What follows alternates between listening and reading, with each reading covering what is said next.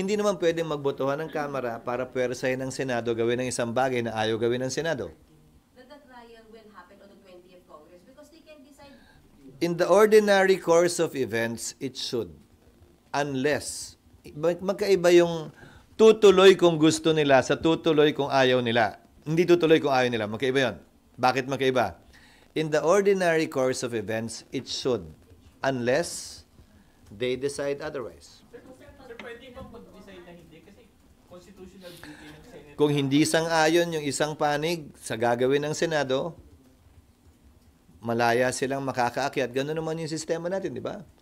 Whatever the Senate decides by a majority vote, if you disagree with it, you can question it before the courts. That's how our system works. Hindi naman ito nakukuha sa pilitan.